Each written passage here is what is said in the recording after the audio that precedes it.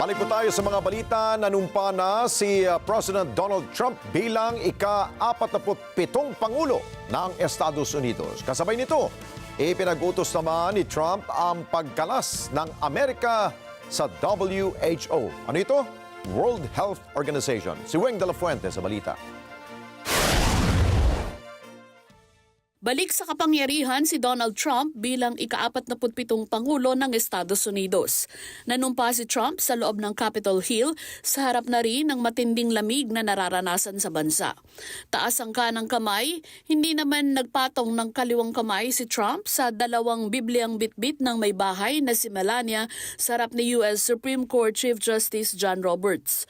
Bago ang panunumpa, magkasabay na dumating at pumasok sa Capitol Hill si Trump at outgoing U.S. President Joe Biden. Sa kanyang inaugural speech, inilatag ni Trump ang mga polisiya ng ipaiiral para sa pagbabalik ng Golden Age ng Amerika, gayon din ang respeto rito ng buong mundo.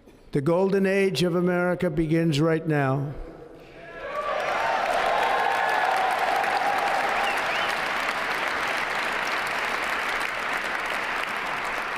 From this day forward, our country will flourish and be respected again all over the world. For many years, a radical and corrupt establishment has extracted power and wealth from our citizens while the pillars of our society lay broken and seemingly in complete disrepair.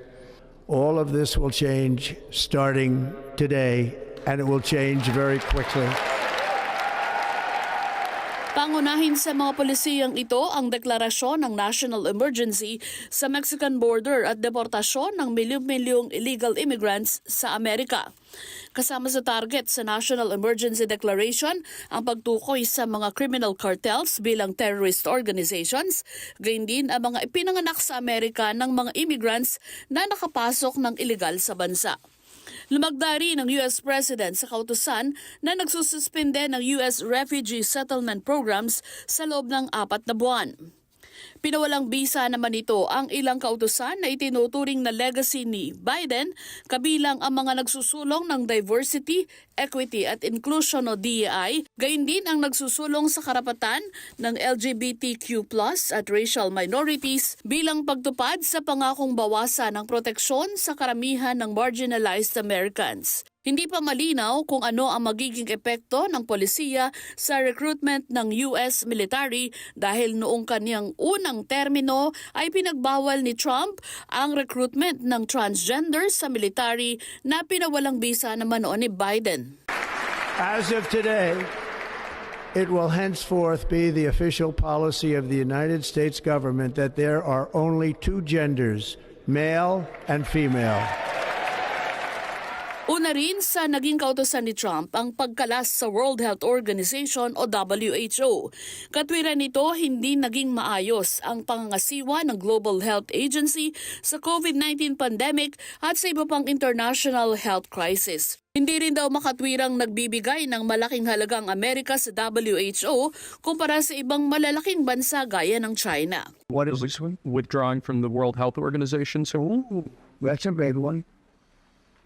So we paid $500 million to World Health when I was here, and I terminated it. China with 1.4 billion people.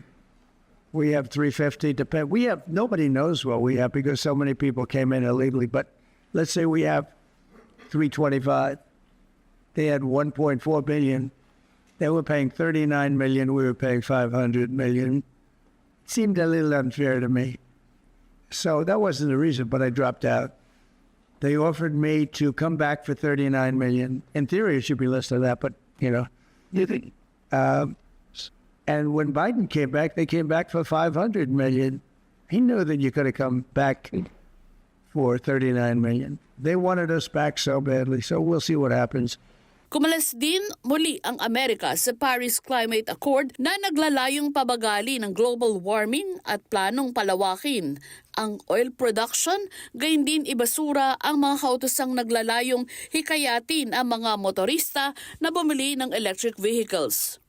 Nangako rin si Trump na babawiin ang Panama Canal sa kontrol ng South American countries.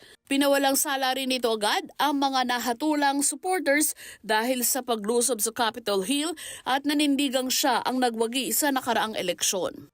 Nangako rin si Trump na bubueltahan ang mga nakalaban sa politika at tiniyak na ang katapatan sa kanya ang pangunahing kwalifikasyon sa maitatalaga sa kanyang administrasyon. Bago tuloy ang bumaba naman sa pwesto, binigyan ng preemptive pardon ni Biden ang mga individual na malapit sa kanya katulad ng kanyang anak upang protektahan sila sa posibleng prosekusyon. Sumaksi sa panunumpa ni Trump ang mga dating leaders na sina Bill Clinton, George W. Bush, Barack Obama, kasama ang mga may bahay nila maliban kay dating First Lady Michelle Obama. Nagsidalo rin sa inauguration ni Trump ang mga tech giants gaya ni Elon Musk at Mark Zuckerberg. Si Trump ang kauna-unahang 71 anyos sa nanumpa bilang Pangulo ng Amerika at pangalawa namang Pangulo sa US history na nakabalik sa kapangyarihan matapos matalo bukod kay Grover Cleveland noong 1893. Weng de la Fuente para sa Mata ng Agila, matatag, matapang, matapat. Maraming salamat sa inyo pong pagsubaybay sa Mata ng Agila Primetime. Para malaman ang matatag, matapang at matapat na mga balita, i-follow lamang at mag-subscribe sa @net25tv.